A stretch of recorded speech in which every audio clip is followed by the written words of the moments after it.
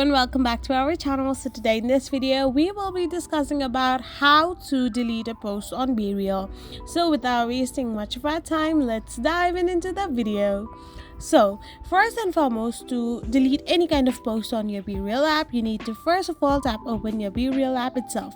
So once you open it, you will end up in this interface. So simply tap on the post that you have posted prior, and once you tap on it, tap on the three dots. There you can find the delete my Bereal option. So simply tap on it, and then once you tap on it, you need to now give reasons about why you want to delete your Bereal.